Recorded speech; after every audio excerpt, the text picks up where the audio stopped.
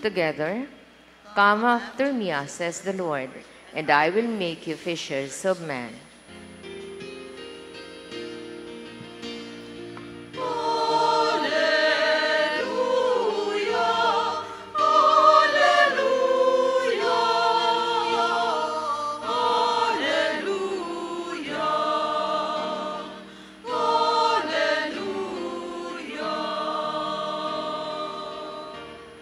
The Lord be with you. And with your spirit. Reading from the Holy Gospel according to Matthew. Glory to you, O Lord.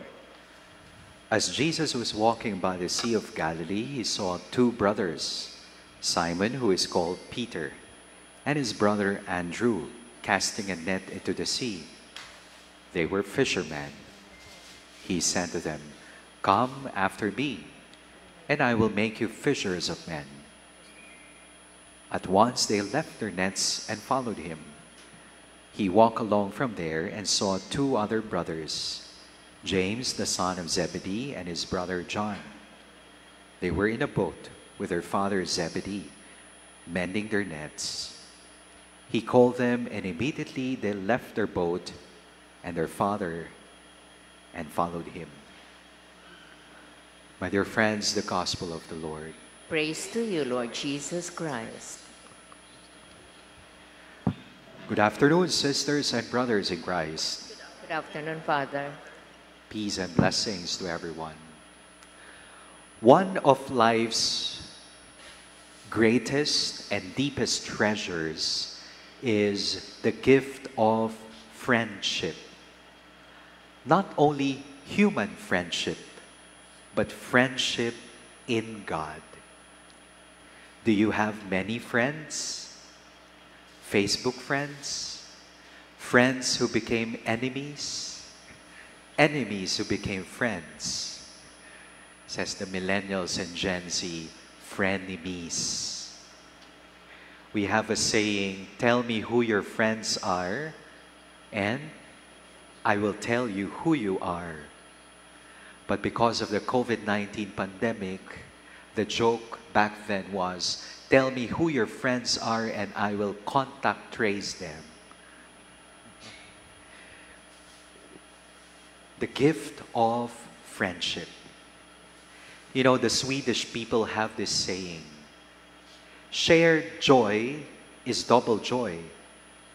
Shared sorrow is half a sorrow. Friendship means little if it is comfortable and convenient.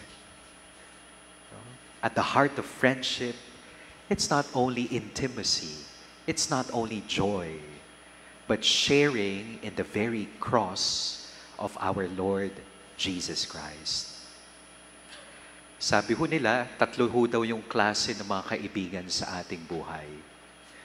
There are friends who would stay with us in difficult situations.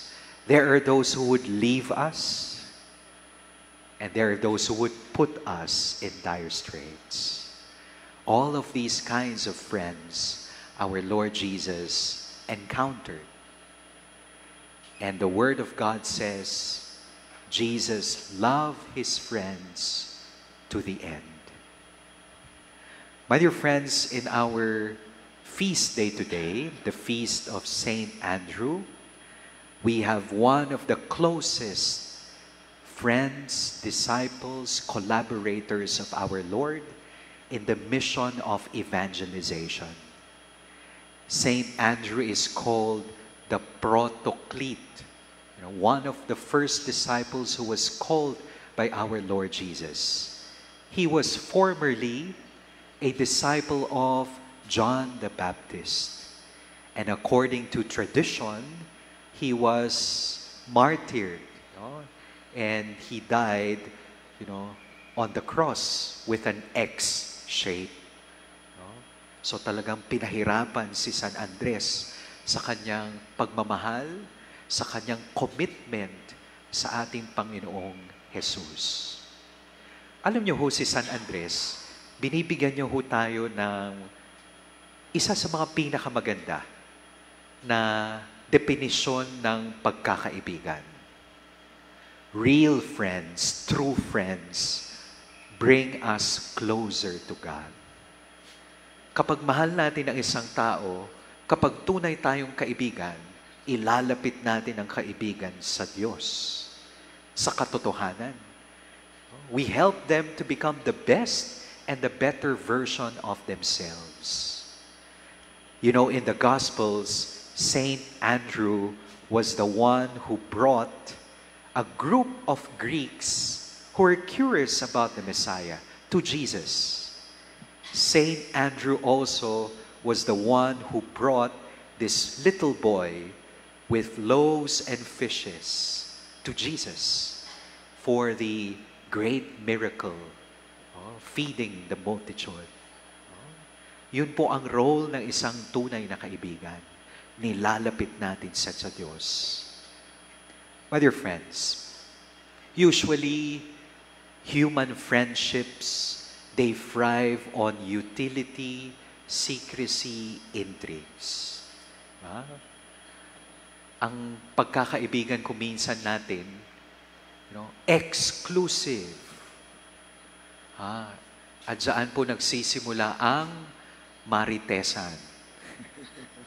Alam niyo ho yung meaning ng marites? Sabi ho dun sa Facebook, Master of Arts in Relaying Information through Exaggerated Storytelling. Marites. Why? Exclusive. But real friendship with God is not exclusive. It is inclusive. It is missionary, service-oriented. So friendship with God is not just an emotional affinity, spiritual belongingness, but real friendship with God opens up for service, for mission.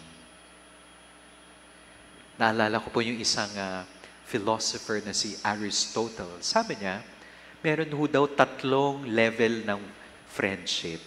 Usually, hindi daw tayo nagle-level up. Ang unang baitang ng pagkakaibigan, friendship based on utility. Yan. Ang pagkakaibigan na nakabatay sa maibibigay at matatanggap. Kung wala na pong matatanggap, maibibigay, end of friendship. The second level of friendship is a friendship based on pleasure.